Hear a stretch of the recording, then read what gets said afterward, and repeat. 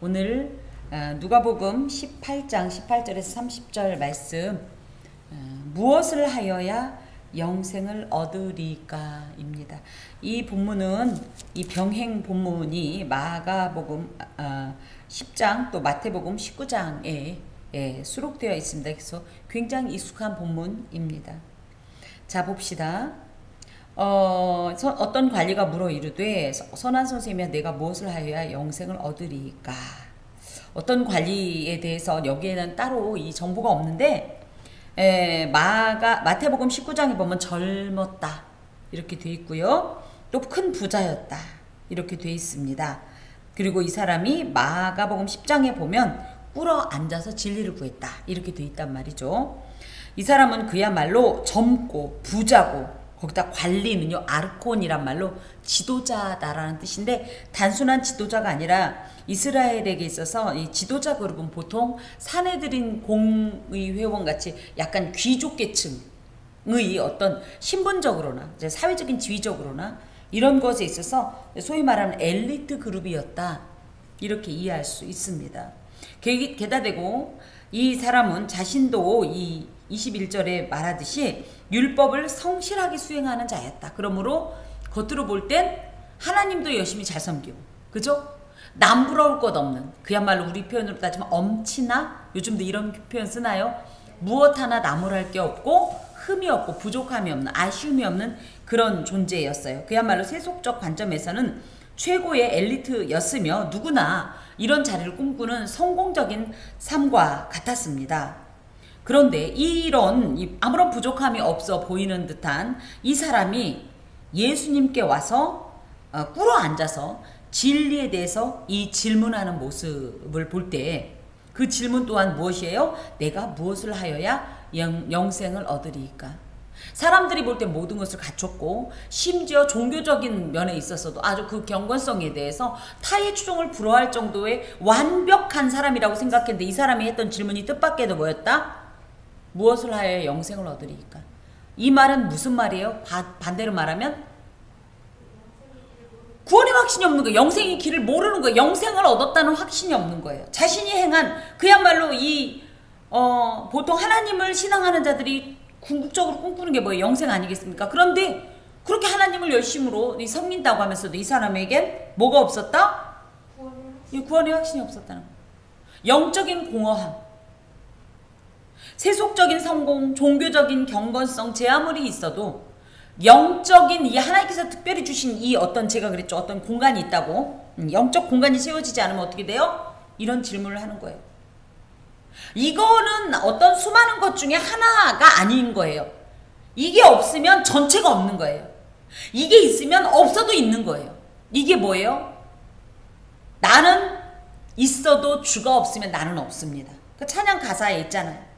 나는 없어도 주가 계시면 나는 있습니다. 이 고백이에요. 그럼 이 사람은 뭐예요? 결국은 하나님이 없는 거예요.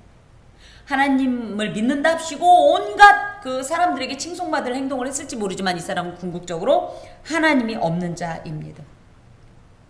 그래도 저는 이 사람이 와서 질문한 이 내용이 너무 한편으로는 제 입장에서는 좀 기특해요. 왜? 사람들이 나 조금 더 성공할 수 없을까요? 조금 더 이러지 않고 정말로 본질적이고 인생의 궁극적인 목적인 어떤 영생에 대해서 질문했다라는 것에 대해서는 전 상당히 긍정적으로 개인적으로 봅니다.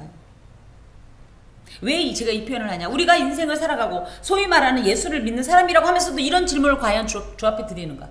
이런 요구를 과연 하나님 앞에 올리는가? 하나님, 내가 어떻게 하면 이 구원의 길을 갈 수 있겠습니까? 어떻게 하면 내가 영적인 삶을 살 수 있겠습니까? 라는 이런 질문을 우리가 과연 하나님 앞에 드리고 또 요구하고 있는가를 생각할 때 그래도 다 눈에 보이는 육적인 것, 그죠? 세속적인 가치 기준에 휘말려서 살아갈 때 그래도 영적인 것에 대한 이 공허감을 느끼고 나왔다는 것 자체는 저는 굉장히 긍정적으로 본다고요. 여러분은 어떻게 보시는지 모르겠습니다. 저희들이 이 육적인 삶, 어떤 이 사회 속에 있지만, 그러니까 육적인 어떤 이런 상황, 내지는, 어떤 존재로 살아갔지만, 신정 우리가 구가해야 될 그 본질의 목적, 존재의 의미가 무엇인가? 또 우리가 하나님 앞에 집중해야 될 어떤 영역이라고 할 것 같으면 그게 뭐냐면 영적인 일이에요. 근데 이 세상 사람들이 지금 다 놓치고 있는 게 뭐예요? 이 질문이 없어요. 저는 여기서 이 어떤 관리를 칭송하자는 건 아닙니다만은 우리가 놓치고 있는 질문이 바로 이거예요. 영생에 대해 관심이 없어요.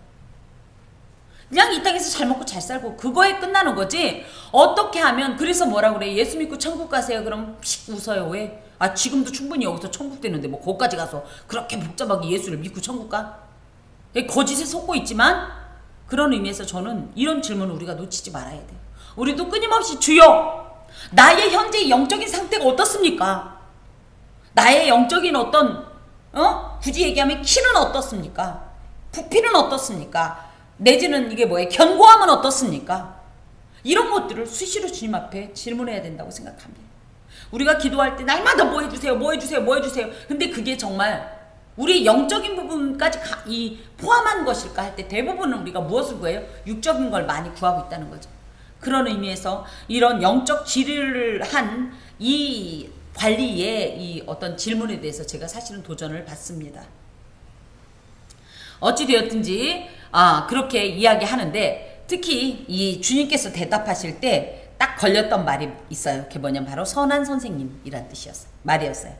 이 선한 선생님이라는 말은 당시에 종교적으로 뛰어난 지도자였던 랍비들, 그것도 보통 랍비가 아니라 정말로 랍비라고 할 수 있는 그런 랍비들에게만 붙였던 수식어입니다. 그런 의미에서 이 관리라는 이 어떤 사람은 예수님의 탁월성을 그래도 인정한 부분이 있지 않는가 뭐 이런 생각도 해봅니다. 부정할 수 없었던 건 사실이지요.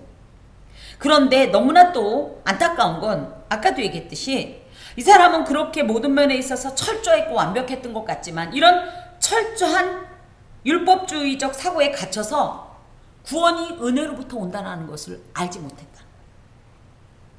구원의 기원은 사람의 능력, 어떤 행동, 공로, 자격이 아니라 그 모든 것에 늘 매네매네 되기를 우발하신 늘 부족함이 보이기 때문에 하나님께서 어떻게 해요? 가장 완전한 당신의 아들, 당신 자신을 보내셔서 그걸 이루시고 그 공로를 우리에게 은혜로 주셨는데 이 원리를 알지 못하니까 은혜에 대해서 오해하고 영생, 즉 구원을 어떤 선이나 율법적 규례들을 수행함으로써 얻어지는 거라고 오해한 거예요. 그런데 뭐예요? 나는 아무리 해도 안 채워지니까 무엇 하나가 빠졌다는 생각에 그거 무엇을 찾으러 온 거라고 생각이 듭니다. 그러므로 무엇보다 제 아무리 행위가 온전해도 결코 구원의 확신을 누릴 수 없는 율법의 한계를 스스로 반증하는 질문이다 하겠습니까? 하겠습니다. 여러분은 방금도 말씀드렸지만 무엇을 하여야 영생을 얻습니까? 우리에게 행위는 없습니다. 유일하게 가능한 행위 내지는 유효한 행위라고 할 것 같으면 하나님의 방법인 예수를 믿는 것이 그분을 영접하는 것 외에는 어떤 행동을 해서 구원을 얻는 건 없습니다. 그런데 교회 내에는 놀랍게도 마치 어떤 행동을 하면 구원을 얻는 것처럼 마치 어떤 행동을 하면 뭐가 있는 것처럼 이런 속임수가 난무하고 있는 실정이에요. 여러분도 많이 들어봤을 거예요. 이러면 이렇다. 교회에 수많은 미신도 아니고 이 썰도 아니고 그죠? 이럴라면 이래라. 저럴라면 저래라. 여러 번 저희 교회 강단에서 선포되었지만 하나님을요 거래의 대상으로 보지 마세요. 어디 거래라는 건 뭐예요? 비슷한 사람끼리 거래하는 거죠. 하나님은 우리의 거래의 대상이 아닙니다. 은혜는 은혜일 뿐이지 절대 수단으로 이용하지 마세요. 도구가 아닙니다. 근데 자꾸만 내가 이렇게 했으니까 당신이 이렇게 해줘야지. 뭐 거래 투자고 하나님이 거래를 우리랑 할 그런 분이시냐. 근데 교회 내에서도 자꾸만 뭐예요? 마치 무언가를 해야 영생을 얻는 것처럼 무언가를 해야 하나님 앞에.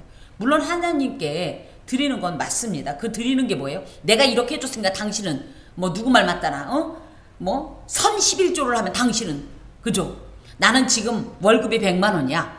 근데 100만 원을 선 11조 하면 당신이 1000만 원으로 주실 줄을 믿습니다. 땅땅땅 자기 혼자 결정해놓고서 왜 1000만 원 안 내놔요? 이런 짓을 했잖아요. 교회가. 그죠? 어디서 지금 하나님 앞에. 하나님의 이 은혜를 오히려 같이 전락시키는 이런 행동들, 이런 소위 말하는 교회 내에 난무하는 이 찌라시라고 해야 되나? 이 썰들 벗어나십시오. 성경이 이야기하는 것 안에서만 아멘이 되어야 하고, 또 한 가지는 하나님 앞에 드릴 때는요, 무조건 드리는 거예요. 왜? 그분이 나한테 무조건 했으니까 나도 무조건 하는 거예요. 예수님께서 내가 너를 위해 죽어주면 너 나한테 뭐 해줄래? 그런 거 질문한 거 봤어요?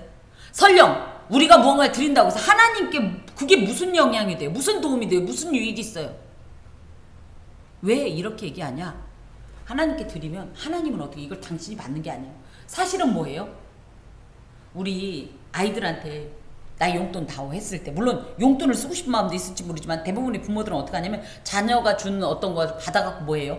모았다가 다음에 오히려 그 자녀에게 필요할 때 내 거를 더 보태서 주는 경우가 많죠. 사실은 하나님도 그런 어떤 우리에게 보여주시는 모습이 그런 모습이라고 생각합니다. 저희가 드린 것이 시간이든 물질이든 어떤 힘이든 간에 이걸 받으시면 하나님은 그걸 당신이 다 써먹는 게 아니에요. 오히려 그걸 우리에게 은혜를 줄 그릇으로 사용해. 내가 하나님 앞에 정말 순수하게 그냥 하나님이 좋아서, 너무 하나님이 좋아서 그 하나님 앞에 그냥 드렸는데 우리 하나님이 이걸 은혜의 그릇으로 삼으시고 여기다가 담아서 주시는 게 이게 하나님과의 우리의 관계예요. 저 하나님이 무조건 주신 것처럼 저희도 무조건 하나님께 드리는 거지. 그걸 갖다 막 계산해가지고 당신 요만큼 줬으니까 그럼 하나님 거 계산하면 우리는 처음부터 아예 거래가 안 된다니까, 계산이.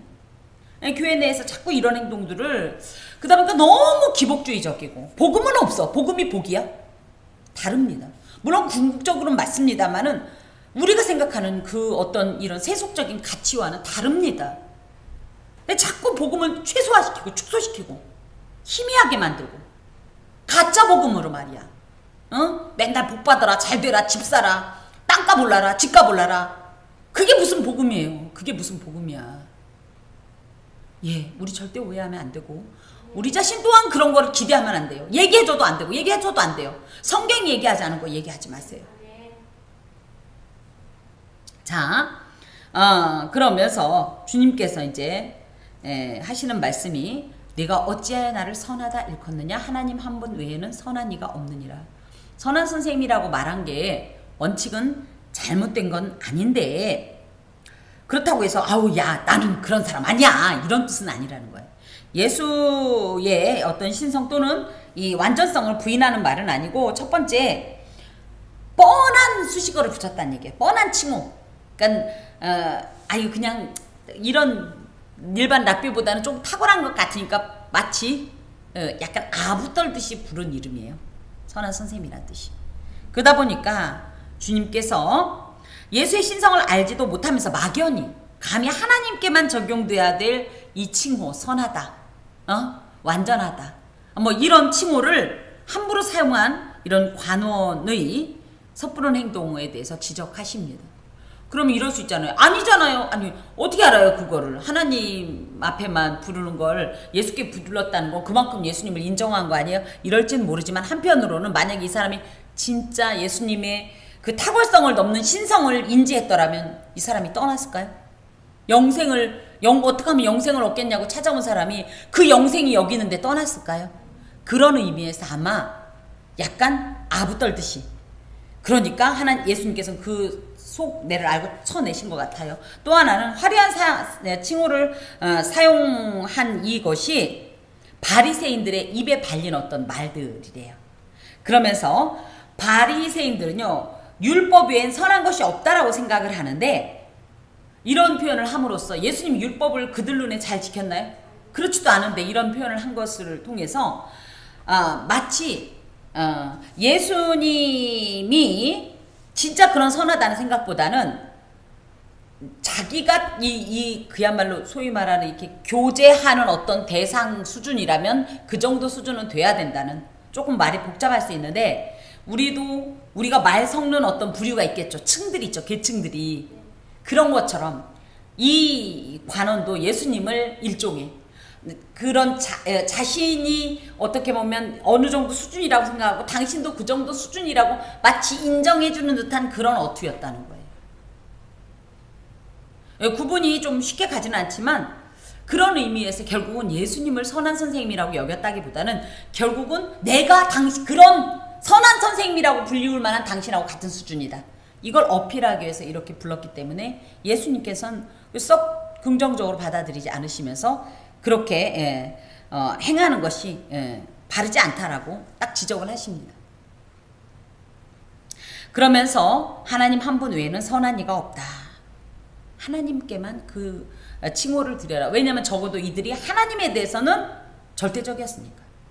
믿음도 없이 그냥 주여 주여 하면서 믿음도 없이 나한테 그런 행동하지 마라. 인정도 안 하면서 내가 하나님인지 알지도 못하면서 그런 말 하지 마라. 그러면서 내가 계명을 알지 않느냐. 간음하지 말라, 살인하지 말라, 도둑질하지 말라, 거짓 증언하지 말라, 내 부모를 공경하라. 이 계명을 다 알고 있지 않느냐. 그러니까 안다라는 얘기는 행해야 되지 않겠느냐. 이런 말씀입니다. 이 20절의 계명은 10계명 중에서도 특이하게 대신계명이 아닌 대인계명입니다. 그래서 7계명, 6계명, 8계명, 9계명, 5계명, 10계명이 빠졌어요. 어찌 됐든 이 10계명 두 돌판 중에 이 두 번째 돌판에 있는 이런 계명인데요. 이 사람은 이 바리새인들은 특히 하나님 앞에 하는 어떤 계명에 대해서는 엄청나게 어떻게 보면 조금 의도적으로 집중하면서 그것을 준수했다면 이 대인계명은 좀 가볍게 여겼어요. 상대화시키면서.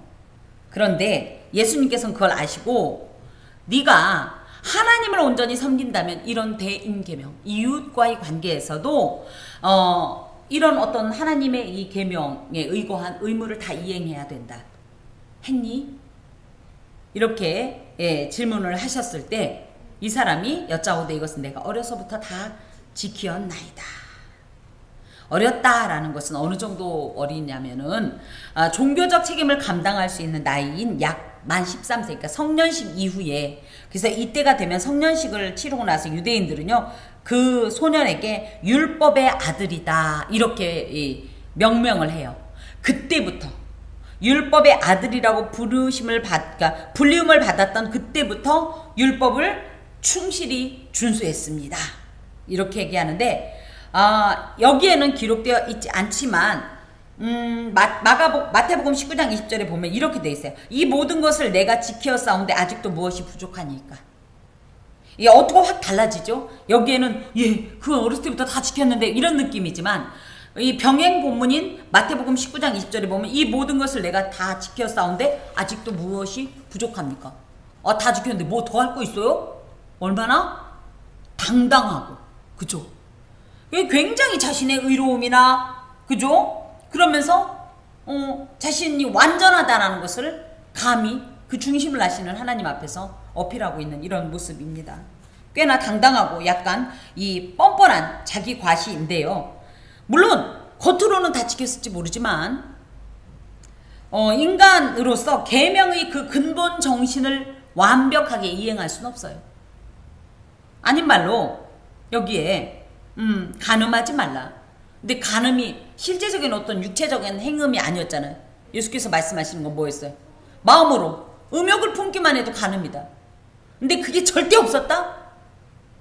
절대 불가능하다는 거예요.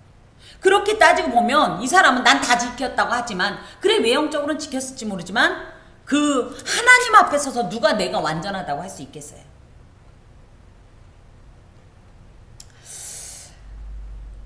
우리는 하나님을 사랑한다고 생각합니다. 그리고 얘기합니다. 그래서 그 하나님 앞에 사랑으로 이행합니다. 모든 일들을. 근데 그게 진짜일까요? 제가 개인적으로 예배를 드릴 때 여러분 단 1분 1초, 단 한순간도 하나님 생각 말고 다른 생각 안 했어요? 어떠세요? 찬송을 할 때는 어떠세요? 해요 안 해요? 그때는 안 하세요? 할 때도 있죠. 기도할 때는 어떠세요? 기도할 때 절대 생각이 딴 데로 샌 적이 없다. 저도 있으니까 이렇게 잘 알죠. 그렇게 따지면 봐요. 이게 뭐예요? 하나님하고 지금 독대하고 있는 상황이에요. 그죠? 기도하면 하나님하고 저하고만 있는 상황이에요. 그런데도 생각이 딴 데로 빠져. 그런데도 집중하지 못해. 그런데도 온전하지 못해. 하물며 하나님을 앞에 두고도. 어떤 인간이 뭘 그렇게 완벽하게 해서 하나님 앞에 난 완벽해요. 난 다 지켰어요. 이렇게 얘기할 수 있냐. 참 이 얘기를 들었을 때 주님께서 참 답답하셨을 것 같아요. 그런데 이렇게 그것에 대해서 주님께서 막 지적하지 않으시고 그 다음 이야기를 넘어가십니다. 예수께서 이 말을 들으시고 이르시되 내게 아직도 한 가지 부족한 것이 있으니 내게 있는 것을 다 팔아 가난한 자들에게 나눠주라. 그리하면 하늘에서 내게 보화가 있으리라. 그리고 와서 나를 따르라. 이렇게 말씀하십니다. 그래 그렇게 잘했어. 그런데 이것까지 해야 완전하다.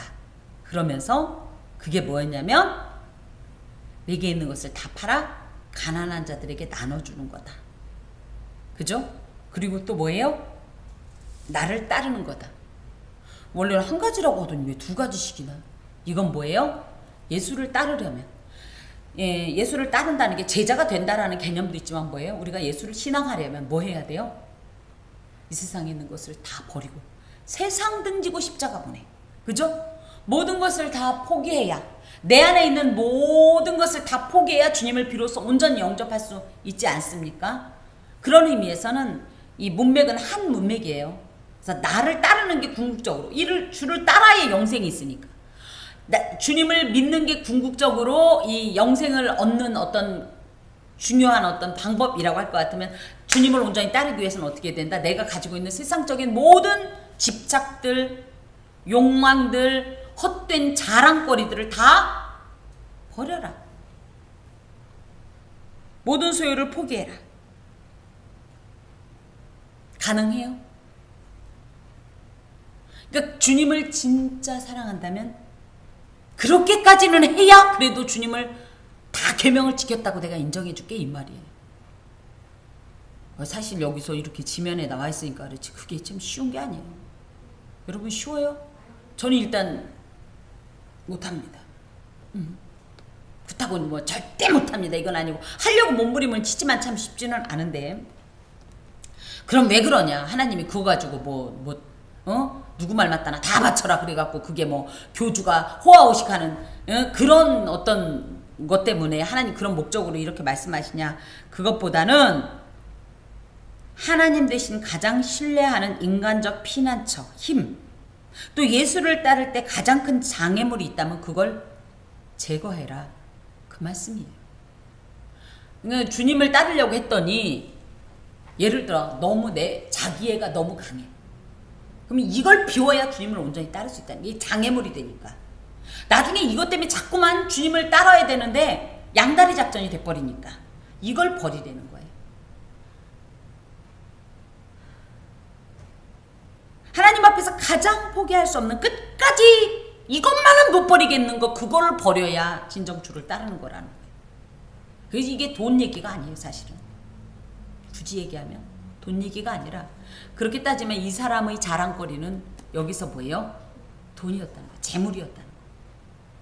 그거 버리래요. 그거 버려야 예수를 온전히 따를 수 있고, 예수를 온전히 따라야 영생을 얻는다, 이 얘기예요. 즉 네가 포기할 수 없는 것에 대한, 그게 재산이 될 수도 있어요. 어떤 사람은 명예일 수 있습니다.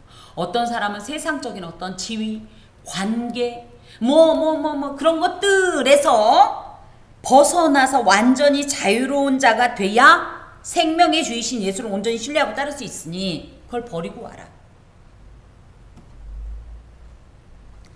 예수를 쫓는 데 있어 자기의 모든 집착, 자기가 가지고 있는 특별히 더 아끼는 것을 포기해야 예수를 따를 수 있다. 이 사람이 무엇을 해야 되냐고 했으니까 그거 해라. 만약에 이 사람이 어떻게 하면 이 영생을 얻을 수 있을까요? 이랬다면 주 예수를 믿으라 그리하면 너와 내 집이 이랬을 수도 있는데, 무엇을 하여야, 이 질문이 딱 걸립니다. 바리새인들은 자꾸만 무언가를 해야 된다고 생각했다는 거예요. 그러니까 그 무언가가 뭐다? 다 버려라. 이렇게 주님께서 대답을 해 주십니다. 그런데 이제 반응이 그 사람이 큰 부자이므로 이 말씀을 듣고 심히 근심하더라.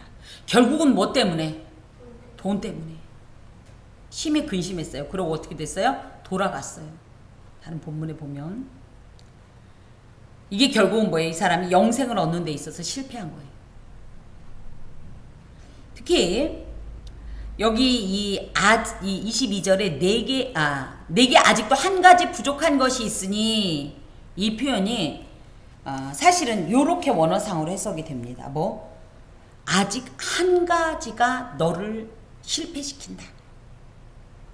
그것 때문에 네가 영생을 얻는 것에 실패하고 있다. 이 대답이세요. 아직 너를 실패하게 만드는 그 한 가지가 아직 내게 남아있다. 그게 이 사람은 재물이었어요. 우리는 무엇이 주님을 따르는 데 있어서 실패하게 우리의 무엇이 우리가 주님을 따르는 데 있어서 실패하게 만들까요? 고민을 많이 해봐야 될 것 같아요. 물론 돈이 없으면 살지는 못하지만 돈 때문에 주님을 그런가? 무엇일까요? 그걸 알아내야, 그걸 포기해야 내가 그것 때문에 주님을 따르는 일에 실패하지 않는다 이겁니다.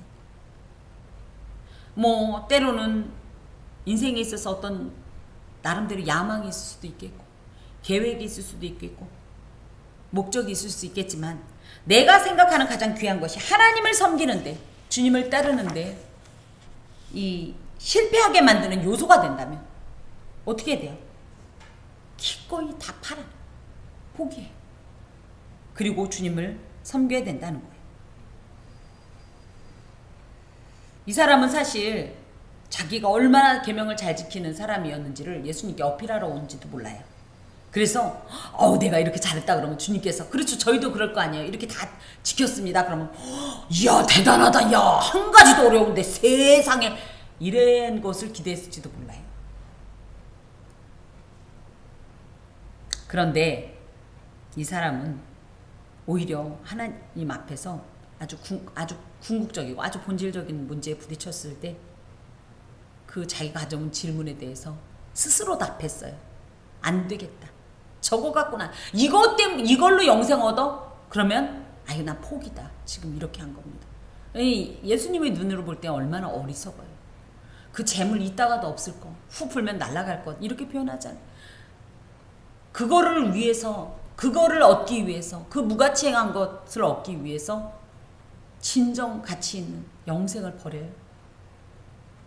근데 우리도 얼마든지 이 어떤 관리처럼 그런 선택을 할 수 있고 하기도 합니다. 이런 모습을 볼 때 이 사람은 아직도 율법주의적인 사고에 사로잡혀서 그죠? 구원이 율법이 행위로서 오는 게 아님을 주님께서 분명히 사실은 말씀하신 거예요. 이게 단순히 정말 율법적으로 그걸 파는 게 중요한 게 아니라 그렇게 모든 것을 다 버리고라도 기꺼이 주를 따르려는 이런 마음을 가져야 구원을 얻는다라는 이 말을 잘 이해를 못했어요. 쉽게 말하면. 그래서 그냥 돌아갑니다. 그랬더니 주님께서 그를 보고 말씀하시되 재물이 있는 자는 하나님 나라에 들어가기가 얼마나 어려운지. 그래서 우리는 모두 다 뭐가 되고 싶어요? 부자가 되고 싶어요. 너무너무 되고 싶어요. 저도 되고 싶어요. 저도. 제발 돈 좀 많아가지고 막 건빵을 막 우리 교회 건빵을 그러면 어떡하지? 한 달에 몇십 박스 그러면 스티커를 어떻게 붙이지? 막 뿌리고 싶어요. 그 착해서가 아니라 잘난 척하고 싶어서인가? 막 주고도 싶고 막 누리고도 싶고 막 이래요. 그런데 중요한 건 뭐예요? 단순한 그런 어떤 부자, 그냥 하나님 앞에서가 아니라 그냥 부자는요, 쉽게 말하면 그 재물을 의지하는 통에 영생을 빼앗긴다, 잃어버린다, 이런 뜻이에요. 누가 하나님이냐? 그런 뜻이에요. 여기에 조금 해석적으로 조금 이제 그러니까 전반적인 뜻은 같은데 조금 이렇게 이런저런 썰이 있어서 좀 얘기를 하자면 낙타가 바늘귀로 들어가는 것 이런 표현이 있어요. 낙타가 바늘귀로 들어가는 게 일단 불가능하죠. 이렇게 해서 전반적인 어떤 내용은 이해는 가는데 워낙 이 낙타는요 카멜로스라고 부르고요. 원래는 낙타가 아니라 밧줄이었다. 그러니까 낙타가 생뚱맞게 낙타가 왜 바늘귀로 들어가? 좀 이해가 안 가죠. 근데 밧줄은 뭐예요? 실 종류죠. 그래서 밧줄이 카밀로스인데 원래는 카밀로스가 바늘귀에 들어가는 거다. 이렇게 표현이 됐다. 밧줄이 바늘귀에 들어가는 거다. 이렇게 표현이 됐다라고 얘기도 해요. 이해가 가요? 네. 낙타가 아니라 낙타는 카멜로스고 밧줄은 카밀로스인데 사실은 카멜로스가 아니라 카밀로스였어. 그래서 밧줄이 바늘귀를 통과하는 게 불가능한 것처럼 이런 뜻이다라고 얘기도 해요. 또 바늘귀라는 것을 또 하면 바늘귀가 진짜 우리가 알고 있는 그 바늘귀가 아니라 예루살렘 성에 밤에만 사용하던 작은 문이 있었대요. 여기는 얼마나 낮고 좁은지 사람이 바짝 구부려에 들어갔대요. 근데 그곳을 낙타가 봉이 막 일으키는 애가 통과를 못 하잖아요. 그래서 이거를 여기가 바늘귀가 아니라 그러니까 낙타를 위주로 이 문맥을 이어가면 낙타가 바늘귀 문으로 들어가는 것이 이렇게 해석이 되는 거고, 만약에 바늘귀가 이제 중요하다 그러면 밧줄이 바늘귀로 들어가는 것이, 근데 하여튼 내용은 똑같아. 어차피 불가능하다 이런 얘기이긴 한데 뭐 또 저는 늘 그 생각을 하죠. 누가 또 얼마나 또 부지런한 이단이 이런 거 연구해서 시비 걸면 그런 게 있었어요 이럴까봐 이런 걸 자꾸 얘기해 주는 거예요. 뭐 하여튼 인간의 어떤 능력 또 하나님 나라에 들어갈 수 있는 이거는 없다. 인간은 절대 자신의 능력으로는 들어갈 수 없다. 오직 하나님의 은혜로만 입성이 가능하다. 이 얘기가 여기에 들어 있습니다. 특히 이제 예수께서 24절에 그를 보셨다. 그 예수님께서 돌아가는 그 사람을 봤을 때 어떤 눈빛으로 쳐다보셨을까요? 에휴, 그죠? 그 눈에 보이는 아무것도 아닌 불면 날아갈 이걸 얻기 위해서 정말로 소중한 걸 잃는구나 이런 눈이 없겠죠. 영생의 비결을 알기 위해 나왔던 부자 청년 관원의 쓸쓸한 뒷모습을 안타깝게 바라보시면서 영생에 대한 관심은 있지만 모든 것에 우선하여 영생의 길을 가기를 주저하는 어떤 그런 모습 가운데 안타까움을 주께서 이제 표현하셨다고 생각이 듭니다. 그렇게 따진다면 우리도 관심은 있어요. 천국에 관심은 있어요. 가고는 싶어요. 근데 가는 방법은 이행을 안 하기 때문에 결국은 이 부자 관원의 모습과 똑같은 어떤 모습을 가지고 있습니다. 그랬더니 듣는 자들이 이르되, 그러니까 제자들이 듣고 있었겠죠. 깜짝 놀래갖고 그런즉 누가 구원을 얻을 수 있나이까. 이게 진짜로 마가복음과 마태복음엔 이 정말로 진짜 굉장히 놀랬다고 근데 진짜 놀랬다는 거예요. 분명히 저 사람은 율법적으로 완벽하고 그러니까 옛다 영생 예수님께서 이럴 줄 알았더니 세상에 지금 것도 부족하다고 더하라네. 그러면서 예수님은 심지어 그 사람이 돌아가니까 부자는 천국 못 간다 그러네. 이 사람들이 생각할 땐 뭐예요? 부자는 하나님이 주신 복인데 저렇게 복 받는 사람이 하나님께로부터 복 받은 사람이 영생을 못 얻어? 그럼 어떻게 돼? 나도 부자 되고 싶네. 부자 되지 말아야 돼? 막 이렇게 갈등을 했다라는 거예요. 그래서 이런 질문을 하니까 주께서 이르시되 무릇 사람이 할 수 없는 것을 하나님은 하실 수 있느니라. 그래서 할 수 있는 것 대 할 수 없는 것을 얘기하는 거예요. 할 수 없는 것 뭐예요? 사람이 할 수 없는 것 뭐예요?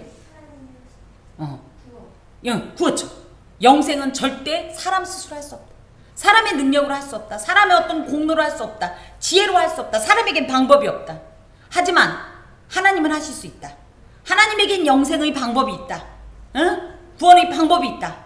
지금 이것을 이제 대답하시면서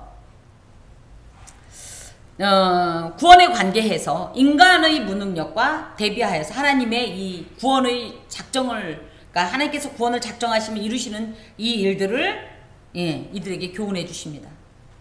그래서 인간 스스로는 그 어떤 방도와 노력으로도 구원을 얻을 수 없지만 하나님께 있어서 인간을 구원하는 것은 불가능하지 않다는 거예요.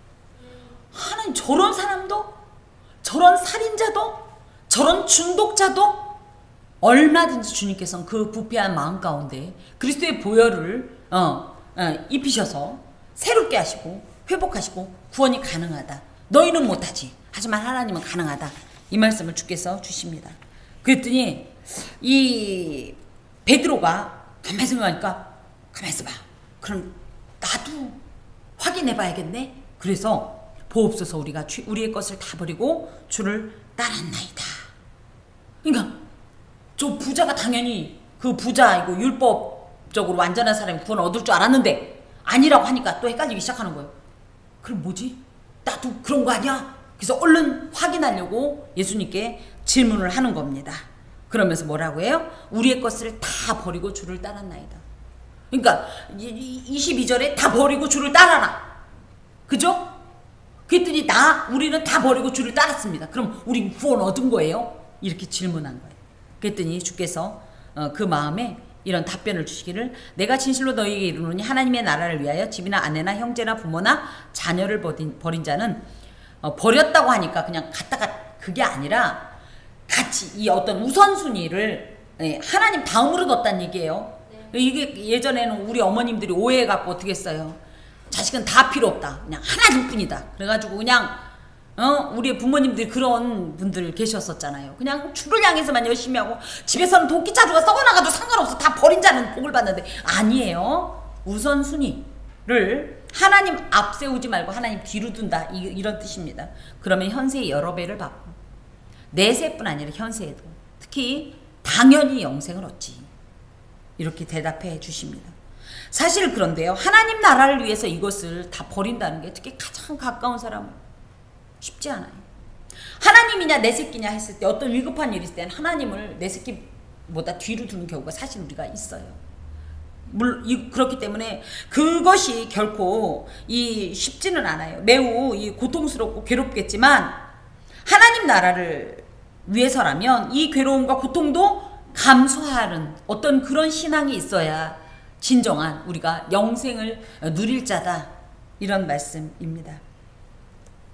여기에서 주님께서 이렇게 강조했던 말씀이기도 하고 특히 눈에 띄는 게 뭐냐면 21절에 보니까 나는 다 지켰습니다. 다 지켰다. 그죠? 자기 딴에는 완벽합니다. 하지만 행위로는 구원은 불가능하다는 거예요. 다 팔아야 돼요. 22절에 보면 다 팔아야 돼요. 그리고 28절에 보면 다 버려야 돼요. 왜? 주를 따르기 위해서. 이런 사람만이 영생을 얻을 수 있습니다. 무엇을 하여야 영생을 얻으리까?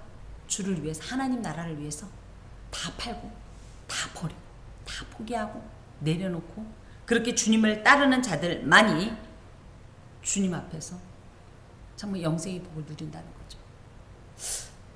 주님을 처음에 믿기 시작할 때 쉬웠죠.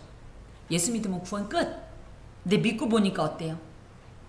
그게 우리가 그렇게 쉽게 그냥 끝날 일이 아니에요. 한 걸음 한 걸음이 참으로 처절한 어떤 이 전투의 현장이고 갈등이고 선택이고 결단이 필요합니다. 진정 하나님 나라의 백성으로 산다는 것이 그렇게 그냥 누구 말 맞다는 불행 끝 행복 시작이 아니에요.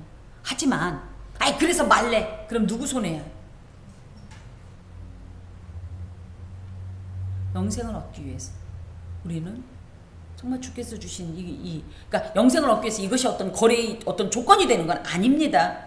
하지만 이 길만은 가야 해라고 이야기했던 것처럼 우리가 그 주님을 따르기 위해 나로 실패하게 만드는 것들에 대해서 철저히 관리하시고 이것들을 제거하셔서 참으로 우리 또한 같은 질문을 갖고 있겠지만 거기에서 주께서 주시는 이 답, 내세 영생을 얻지 못할 자가 없다라는 답을 얻으셔야 하겠습니다. 하나만 더.